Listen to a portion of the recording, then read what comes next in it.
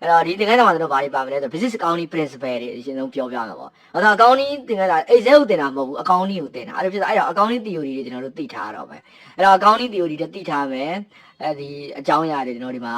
business accounting principle မှာရှင်းပြမယ်။အဲ့တော့ ledger account template တွေအဲ့တော့ ledger account တွေဆိုစင်းစရာတွေသွင်းပြီဆိုရင်တို့ကနိုင်ငံနီးစနစ်တာ debit entry ကိုသွားပါလေ debit entry သွားမယ်ဆိုတော့ဘယ် account တော့ debit back ဘယ် account တော့ credit back အဲ့လိုမျိုး debit credit account တွေကျွန်တော်တို့ကရှင်းပြရမယ်နော်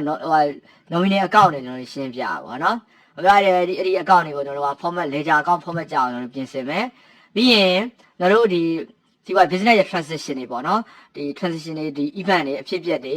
ဒီကုန်ပစ္စည်းရောင်းတယ်ဝယ်တယ်ငွေတွေချီးတယ်ထုတ်တယ်ပြည်ကုန်ပစ္စည်းတွေဝင်လာရထွက်သွားတယ်အဲ့လိုမျိုး transaction တွေကိုကျွန်တော်တို့ record လုပ်မယ်ပေါ့နော် record လုပ်တဲ့အခါမှာလည်းဒီ ledger account ထဲမှာသူ့ရဲ့စနစ်ကျ debit credit စီးကတဲ့ညီကျွန်တော်တို့ဘယ်လိုလုပ်ကြမလို့ဆိုတာတော့ရှင်းပြပေးမယ်အဲ့ဒါစီးပွားရေးမှာကျွန်တော်တို့ဒီအတိုးလုံးတွက်တဲ့ formula တွေပေါ့နော်အဲ့ဒါတွေကျွန်တော်တို့ Excel formula တွေကျွန်တော်တို့တည်တဲ့တွက်ပြမယ်အဲ့ဒါကဒီကျွန်တော် T system လေးပေါ့နော် T ဒီဘက်မှာ debit ဒီဘက်မှာ credit အဲ့လို debit entry system ရဲ့ account balance template တွေကျွန်တော်တို့ကြည့်ကြမယ်ပေါ့နော်အဲ့ဒါ debit account တွေ credit account တွေအဲ့ဒါတွေကျွန်တော်တို့တန်ဖိုးချင်းညီပြအောင်ဘယ်လိုစီစဉ်ကြမလဲဆိုတာအဲ့ဒါတွေကနေမှကျွန်တော်တို့ ledger account ထဲမှာtransaction တွေသွင်းလာပြီဆိုရင်အဲ့ဒါတွေကိုကျွန်တော်တို့ဘယ်ဘက်ကိုသွားပြီးတော့ပြန်ခေါ်ရမလို့ဆိုရင် trial balance assumption နဲ့စလုပ်ရမယ် assumption နဲ့ဘာလို့လုပ်ရလဲဆိုရင် assumption မှာမမှန်ဘူးဆိုရင်ဟိုဘက်မှာသွားမယ် income statement တွေ financial position တို့မှာမှန်တာမှာမဟုတ်တော့ဘူးအဲ့ trial balance ကိုအရင်ဆုံးကျွန်တော်တို့ assumption နဲ့လုပ်မယ်ပြီးတော့ income statement တွေကျွန်တော်တို့လုပ်မယ် income statement ဆိုတာအရင်တော့သိထားတာတော့ဒီ profit and loss ပေါ့နော်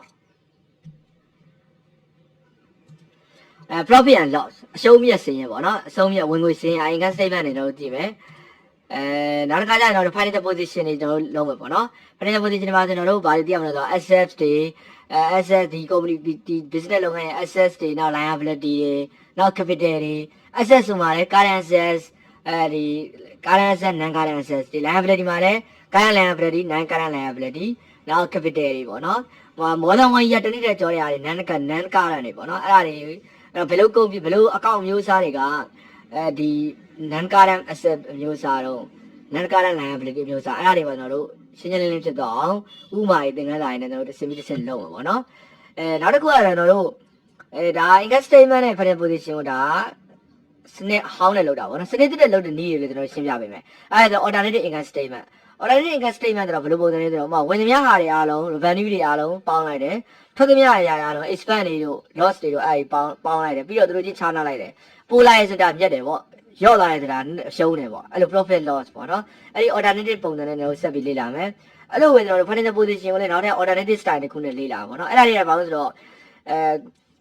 asset ဒီကြီးပေါက်လိုက်တာနောက်ဒီ visitor ကနေပေးရမယ့်ဟာတွေဗန်ကျွေးတွေတို့သူများချက်ချီထားတဲ့ကျွေးတွေပေါ့အဲ့လိုမျို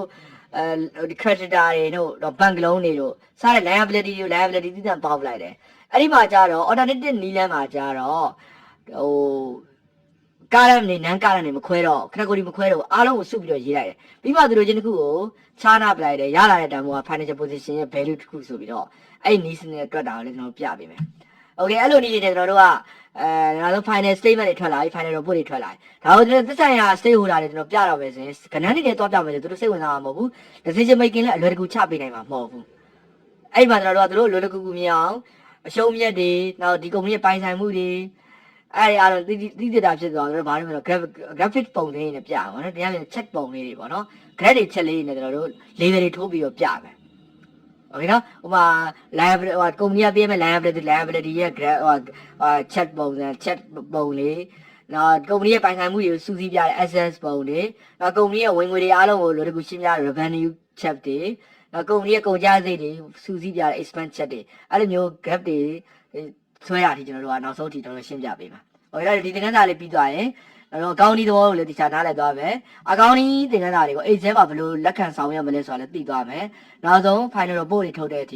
ိဒီရဲ့ flow ကို step by step ကျွန်တော်တို့လေ့လာပြီးသားဖြစ်သွားပြီပေါ့နော်ဒါဒီခွေနဲ့ဒီသင်ခန်းစာလေးကိုဒါဒီတိုင်းလေ့လာရင်တစ်ပတ်လောက်နဲ့ okay တယ်ဒါကိုပဲကျွန်တော်သင်တက်မယ်ဆိုရင်သင်တန်းကြီးလေးလည်းအနည်းဆုံး3သိန်းကျော်ကနေစကုန်လိမ့်မယ်